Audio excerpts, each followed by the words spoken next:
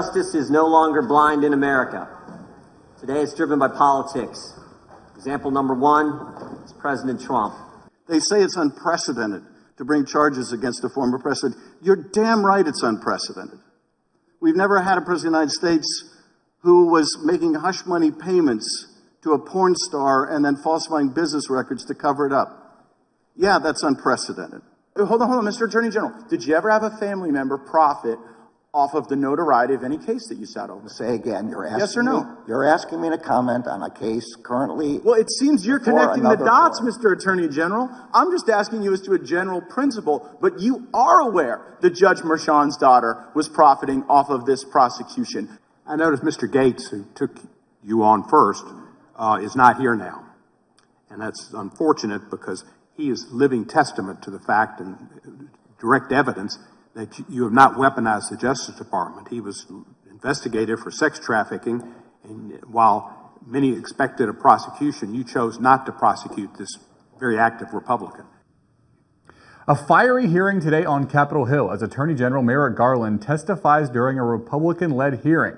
It's centered around their accusations the justice system is being weaponized to fight political battles. The Hill White House reporter Brett Samuels joining us to discuss. Brett, Democrats and Republicans are painting wildly different pictures of the justice system here.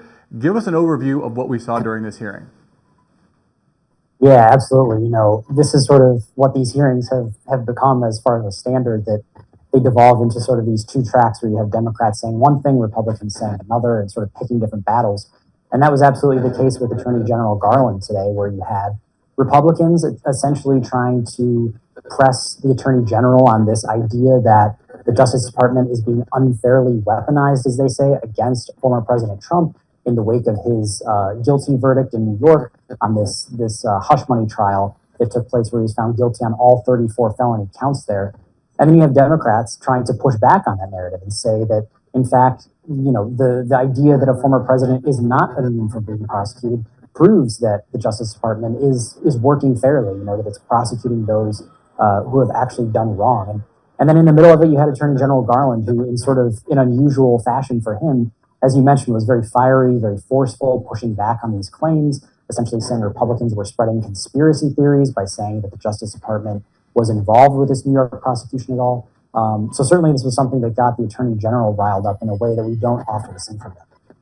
And Republicans are actually threatening to hold Attorney General Garland in contempt over his refusal to release an audio recording of President Biden from an interview he gave to special counsel in the case regarding Biden's handling of classified documents. Let's take a listen to Garland's response to those threats. Certain members of this committee and the Oversight Committee are seeking contempt as a means of obtaining for no legitimate purpose. This effort is only the most recent in a long line of attacks on the Justice Department's work. It comes alongside threats to defund particular department investigations, most recently the special counsel's prosecution of the former president. It comes alongside false claims that a jury verdict in a state trial brought by a local district attorney was somehow controlled by the Justice Department. That conspiracy theory is an attack on the judicial process itself.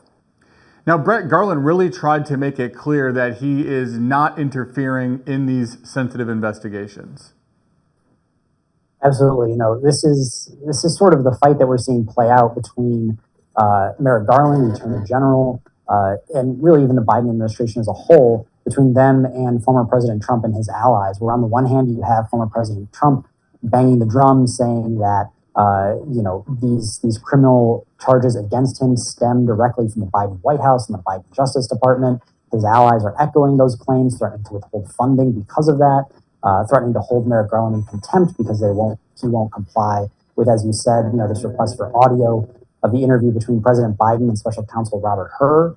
And then on the other side, you have the Biden White House and Merrick Garland, who are trying to essentially say, that those kinds of claims are dangerous, that they erode trust in the Justice Department, that they erode trust in the judicial process. And so you heard Merrick Garland, as we mentioned before, very fiery, very outspoken. He's usually a pretty mild-mannered guy. But in this case, he was very adamant, that these kinds of claims are conspiracy theories, that they're dangerous, that they erode faith in institutions, and that essentially he's accusing Republicans of playing politics in this case. Opening statements taking place today in the federal trial of Hunter Biden. He is the son of President Biden. Hunter Biden faces 3 felony weapons charges stemming from a gun he bought back in 2018. Let's start with the prosecution. What was the theme from prosecutors in their opening remarks? Yeah, so, certainly very interesting timing with this case, that jury selection and opening statements taking place just a few days after former President Trump's conviction up in New York. But certainly, opening statements, the prosecution is trying to make the case that Hunter Biden, essentially in 2018, when he purchased this gun, that he knowingly filled out a form and said, that he was not abusing drugs at the time, when Hunter Biden himself has detailed in his own memoir that was published just a few years ago, spoken about how at the time he was dealing with addiction issues, he was addicted to cocaine, he's written openly about this. So the prosecution essentially is going to use Hunter Biden's own admissions to make their case here, that he filled out this form and he should not have owned a handgun at the time. And from the defense, there's been a lot of speculation about what the defense attorneys would say here. What was their message to the jury? Yeah, their opening statements were definitely worth watching for that reason, to get sort of an insight into their argument here. Now, what we heard from Hunter Biden's attorneys were that they're essentially going to maybe try and litigate some of the language on this form that Hunter Biden had to fill out, making the argument that, Hunter Biden at the time that he filled out this form to purchase this handgun in 2018, that the way he interpreted the form, that Hunter Biden was essentially between relapses, that he felt he was clean at the time. And so he interpreted the form that he was being truthful in saying that he was not, abusing substances or addicted to any illegal substances at the time. So it's a pretty sort of specific argument that they're trying to make here. And I'm sure we'll also hear from them that Hunter Biden did not, essentially go forward and use the handgun, keep the handgun, that he disposed of it a short time later. But, that's just sort of a preview of, I think, what we'll hear from the defense in the days to come.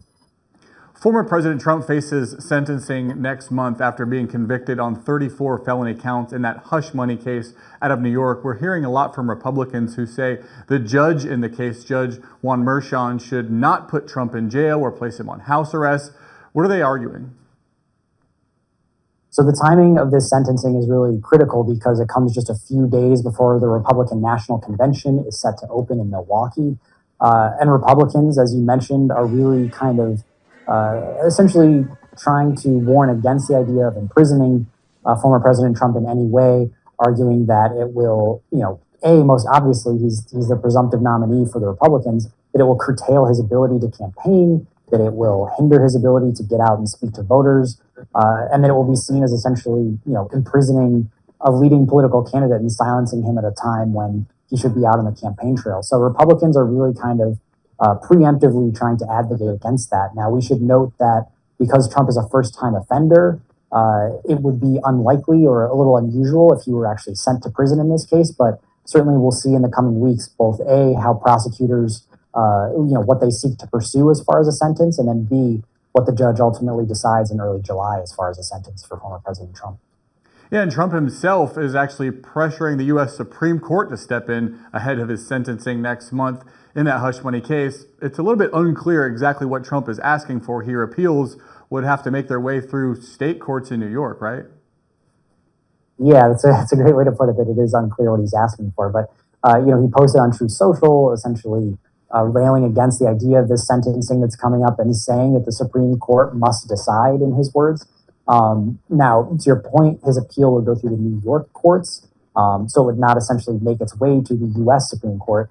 But he could be alluding to the fact that the Supreme Court is already weighing one of his appeals that deals more directly with his federal criminal charges, where Trump and his attorneys have essentially argued that Trump should be immune from prosecution in many cases for anything that deals with presidential acts, so anything that happened while he was in office.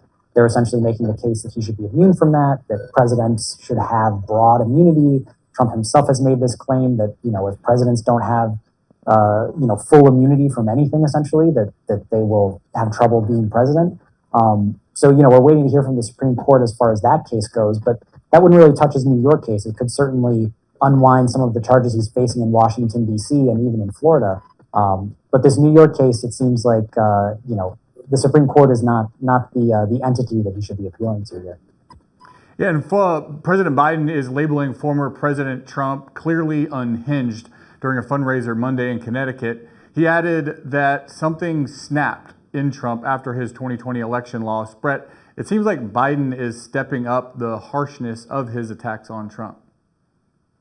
Yeah, it certainly seems that way. And we should note also in that same fundraiser, that was the first time that President Biden explicitly and specifically referred to Trump as a convicted felon, quote unquote. So just more evidence that he is stepping up those attacks. But certainly just in the last couple of weeks, we've heard Biden really escalate that rhetoric, saying, as you mentioned, that something in Trump snapped after he lost the 2020 election, and then attacking him over his conduct around the January 6th riots at the Capitol, calling Trump unhinged because of some of his more recent rhetoric.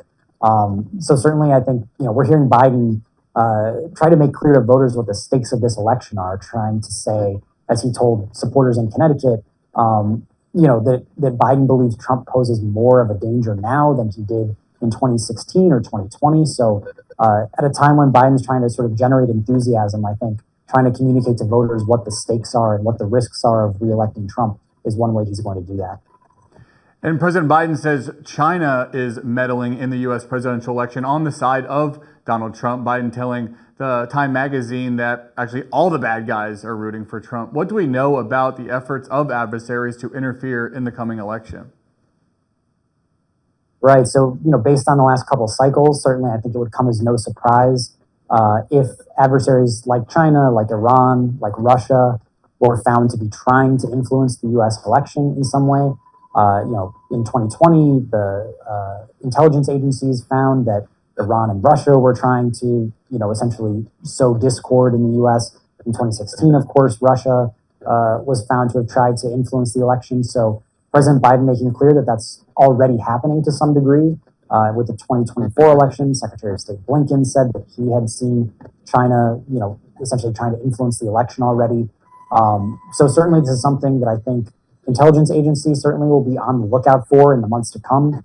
And it's something that I'm sure we're going to hear more and more about, as we get closer to November, just because the idea of foreign election interference has played such a prominent role in the last two cycles. And now you have things like artificial intelligence and capabilities like that just make it even more prevalent and harder to be on the lookout for.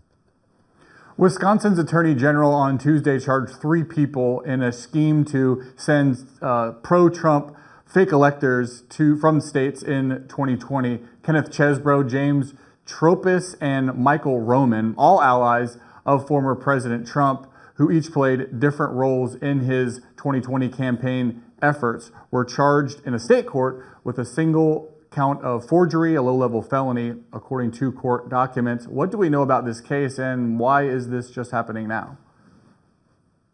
Yeah, so this is sort of, to your last point there, it's sort of the long tail of what's come out of the 2020 election results and the efforts by Trump allies to challenge those results that we're still seeing, nearly 4 years later, charges in state-level courts. But certainly what it shows is that prosecutors at the state level and at the federal level are still pursuing these charges. They're still building cases against some of these people. We're still seeing the after effects in places like Wisconsin, just as we did in Georgia with the charges there last year against Trump and some of his allies, of these states where Trump and his supporters were really adamantly targeting, trying to sue, trying to overturn the election results, trying to set up these fake electors in this case. So, Wisconsin, Michigan, Georgia, these are key swing states that will be certainly in play in 2024. And yet we're still sort of dealing with the aftermath of 2020 when there was, great fighting and great debate over the results in those states. All right, that's all I got. Thanks, Brett. Appreciate you coming on. Thanks for having me. And that's today's Daily Debrief. I'm Drew Petrimo. Be sure to like, share, and subscribe to the Hill's YouTube channel. And come back here soon for the intersection between politics and policy.